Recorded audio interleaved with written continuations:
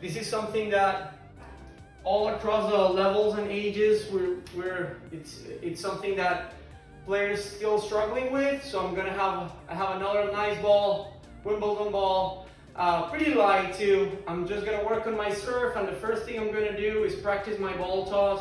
Remember, this motion is from the shoulder. I don't want to flick my wrist, my fingers, my elbow.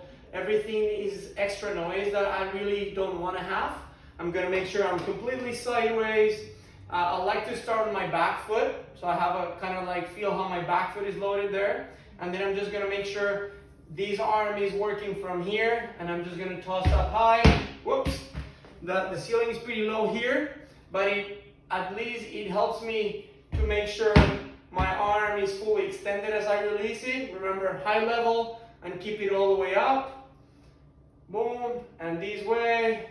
You gotta catch yourself, whoop, doing this type of mistakes. I'm just gonna back leg and then upwards. I wanna keep my eyes on the ball. Right when the ball is rising, I wanna know where the ball is, okay? Nice drill for the shoulder, working on shoulder stability. I recommend everybody to do this. It's not gonna hurt you, even if you're a high performance player. It's gonna be good for you. A 3 minutes of these. Work on the shoulder stability, those tip of the fingers staying up as you release the ball, and you keep your eyes up on the ball. So that's going to be our first drill for the serve. As I cannot throw in my living room, I don't have any room for that, and my ceiling is pretty low, I don't want to swing and destroy it. I'm just going to do a lot of lower body for this, and it's gonna relate actually to the work we did before in forehands and backhands. So I'm gonna do the single leg throw. I think some of you have done it with me in the private lessons. I'm gonna go maybe here sideways so you guys can see it better. I'm just gonna go sideways. I'm gonna keep my line of power. Remember, shoulder over shoulder, elbow over shoulder, shoulder over elbow. Oh my gosh, we got a lot of you guys who are dropping the elbow too close to the hip.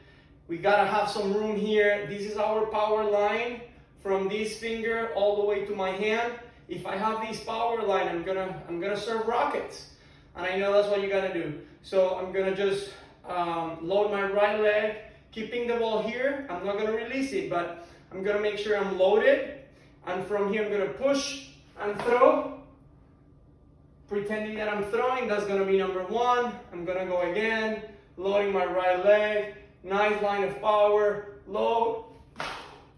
2, I go again, I feel my right hip working, my core working. It's not about the shoulder as much, shoulder's gonna work, but I'm generating everything from down here. I'm gonna go push, and that's gonna be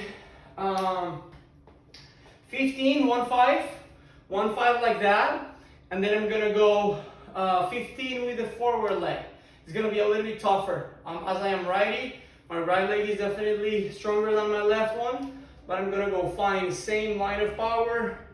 If you feel your elbows, if you don't have this tilt, then you're not gonna create that much power. So I need to find my tilt, making sure this is not completely down. So you guys play around this until you find your line of power. Look at, I'm even struggling with balance right now, and I'm gonna go push and then jump in the same leg. Same deal here one more time. That's 1, 2, find your line of power, 3, and I'm gonna go all the way to 15. If you guys can shadow after this, would be perfect. You can do the same drill with your bracket, starting here, a nice power position. You do 15 shadows, then you do 15 here, and then you gotta make it bigger into your 3/4 or your full motion, whatever you're working on, and then making sure you're engaging your legs as you're swinging, okay? The moment I feel my elbow is getting tired, my wrist is like hurting, I'm just gonna shake it off. I wanna keep the hand loose and relaxed, and that would be it.